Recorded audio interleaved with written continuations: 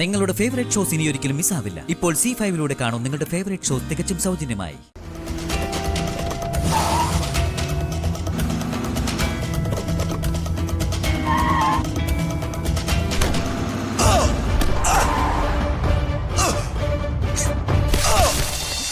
എന്റെ ജീവിതത്തിൽ എന്തൊക്കെയോ അത്ഭുതങ്ങൾ ചെയ്യാൻ കഴിയുമെന്ന് ഞാൻ നിന്നിലൂടെയാ മനസ്സിലാക്കിയത്.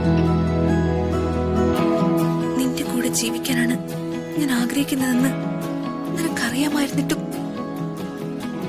എന്തിനാ രാജു എന്നെ ഒഴിവാക്കാൻ നീ ഇത്രയ്ക്ക് ധൃതി കാണിക്കുന്നത്? നിന്റെ കയ്യിലുള്ള DNA റിപ്പോർട്ട് നീ അച്ഛനെ കാണിച്ച ദീപക് ഫ്രോഡാണെന്ന് അച്ഛൻ മനസ്സിലാക്കും. പിന്നെ നമ്മുടെ വിവാഹം നടന്നിട്ടില്ലെന്ന് അച്ഛനെ പറഞ്ഞു മനസ്സിലാക്കി എല്ലാം അവസാനിപ്പിക്കാൻ എളുപ്പമാവല്ലേ? അതങ്ങനെ തന്നെയല്ലേ മാഡം വേണ്ടത്? അതല്ലേ ശരി? അതെങ്ങനെ ശരിയാവും രാജു? മനസ്സുകൊണ്ട് നിന്റെ ഭാര്യയായ ഞാൻ നിന്റെ കൂടെ ജീവിക്കുന്നത്.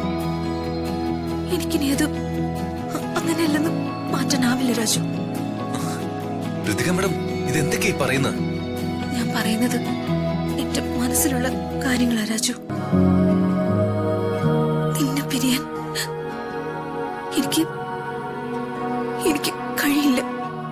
മാഡം മനസ്സിലുള്ള വ്യക്തിയെ നിലാവിൽ കാണുന്ന പൂറ്റി എന്നോട് പറഞ്ഞത് രാജുവിന് ഓർമ്മയില്ലേ? ആ പൗർണമി രാത്രിയിൽ പൂർണ്ണചന്ദ്രനിൽ ഞാൻ കണ്ടത് രാജുവിന്റെ മുഖമായിരുന്നു.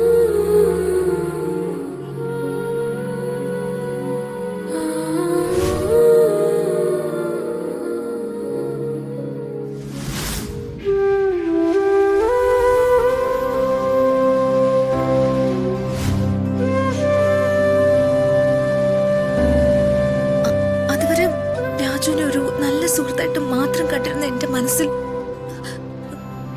അന്നാദ്യമായി പ്രണയം എന്ന വികാരം മുട്ടിട്ട് തുടങ്ങി.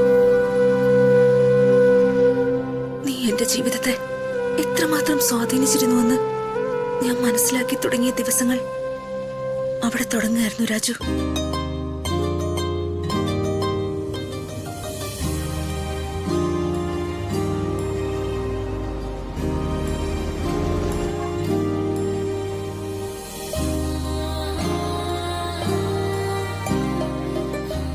പ്രണയം നീ മനസ്സിലാക്കിയിട്ടും മനസ്സിലാകാതെ നടിച്ചു. പക്ഷെ കാലം നമ്മളെ ഒന്നിപ്പിക്കാൻ ശ്രമിച്ചുകൊണ്ടേയിരിക്കുകയാണ് രാജു. പിന്നെ എന്തിനാ നീ എന്നെ വിട്ടുപിരിയാൻ ഇങ്ങനെ തിടുക്കം കാണിക്കുന്നത്?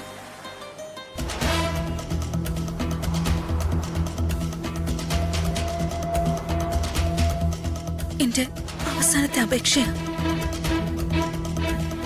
നീ ഇല്ലാതെ എനിക്ക് ജീവിക്കാനാവില്ല. മാഡം എന്നെ തനിച്ചാക്കി എന്നിൽ നിന്നും നീ അകലരുത് രാജു.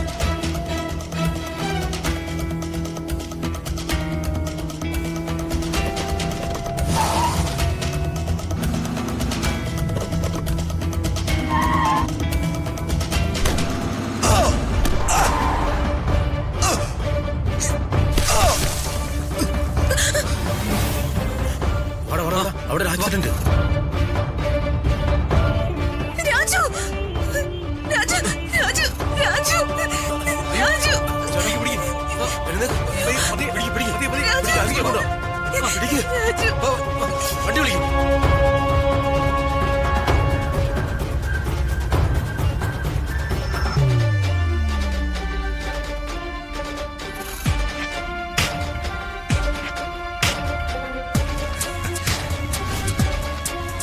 ദീപകേ, എന്തൊക്കെയാടാ?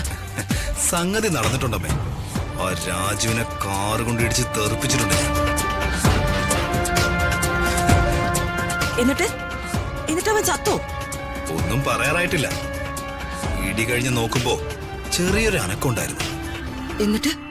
എന്നിട്ട് എന്താ, അവളും അവിടെ കൂടിയ ആളുകളൊക്കെ ചേർന്ന് അവനെ തൂക്കിയെടുത്ത് ഹോസ്പിറ്റലിൽ കൊണ്ടുപോയിട്ടുണ്ട്. അവിടെ ചെല്ലുമ്പോ അറിയാം അവൻ തട്ടി പോവോ ഇല്ലയോ.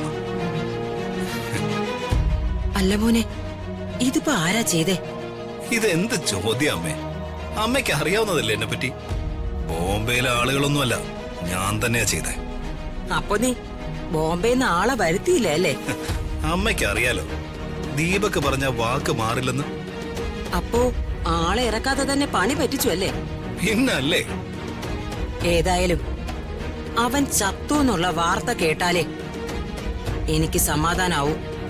അത് മിക്കവാറും ഉടനെ തന്നെ കേൾക്കാനുള്ള ഭാഗ്യം നമുക്കുണ്ടാവും അമ്മേ. അതാണ് എന്റെ വിശ്വാസം. അവൻ ചാകണം. ഋതികയുടെ കഴുത്തിൽ അവൻ കെട്ടിയ താലി അറ്റുപോകണം. എന്നെയും നിന്നെയും വേദനിപ്പിച്ചതിനുള്ള ശിക്ഷ അത് അവൾ അനുഭവിക്കണം. അവനോടൊപ്പം ഇവിടുന്ന് ഇറങ്ങിപ്പോയപ്പോ ഈ ലോകം കീഴടക്കിന്നാവും അവള് കരുതിയെ. ആ ധാരണ തെറ്റായി പോയിരുന്നുവെന്ന് അവക്ക് ബോധ്യപ്പെടണം. എടുത്തു ചാടിയത് പരാജയത്തിന്റെ പടുകുഴിയിലേക്കാണെന്ന് അവള് തിരിച്ചറിയണം. അവൻ മണ്ണോട് മണ്ണടിയുമ്പോ ഒരു ഗതിയും പരഗതിയും ഇല്ലാതെ തിരിച്ചവൾ ഇവിടേക്ക് വരണം. അന്നാ അംബിക ആരാണെന്ന് അവൾ അറിയാൻ പോകുന്നേ. എല്ലാം നടക്കുമേ. നമ്മൾ പ്ലാൻ ചെയ്തതുപോലെ തന്നെ കാര്യങ്ങള് നമ്മുടെ കൈപ്പിടിയിലെത്തിക്കോളും. ഇല്ലെങ്കിൽ ഞാനും നീയും ജീവിച്ചിരിക്കുന്നതിൽ അർത്ഥമില്ല ദീപകെ. ഹ, അമ്മ കുറച്ചൊന്ന് ക്ഷമിക്കേ. എന്ത് തന്നെ ആയാലും ശവമായിട്ട് മാത്രമേ രാജു ഹോസ്പിറ്റലിൽ നിന്ന് ഇറങ്ങൂ. അതെന്റെ തീരുമാനം. അല്ല, നീ ഇപ്പൊ എവിടെ ഉള്ളേ? ഞാൻ ആക്സിഡന്റ് സ്പോട്ടിൽ നിന്ന് കുറച്ച് മാറി നിൽക്കോ. ഏതായാലും നീ ഇപ്പൊ ഇങ്ങോട്ട് വരണ്ട. നീ നേരെ ഹോസ്പിറ്റലിലേക്ക് ചെല്ല്. അവിടെ നീ ഉണ്ടാവണം. അവൻ ചത്തൂന്ന് ഉറപ്പിക്കുന്നത് വരെ നീ എവിടെയും പോകരുത്. അവൻ ചത്താൽ ഉടനെ തന്നെ നീ എന്നെ വിളിച്ചറിയിക്കണം. ശരി അമ്മേ. ഇനി അമ്മയ്ക്ക് വരുന്ന എന്റെ കോള് അവന്റെ ചാവ് വാർത്തയായിരിക്കും.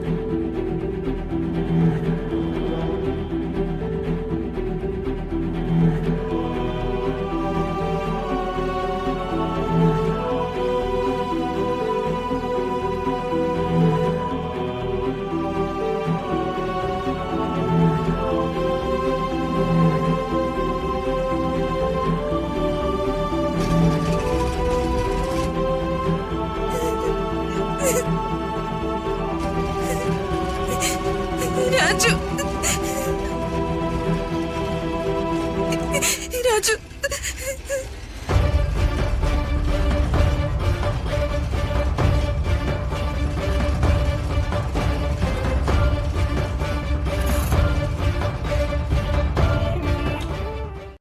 ഡൗൺലോഡ് ചെയ്യൂ C5 ആപ്പ്. കാണൂ എല്ലാ എപ്പിസോഡുകളും സൗജന്യമായി.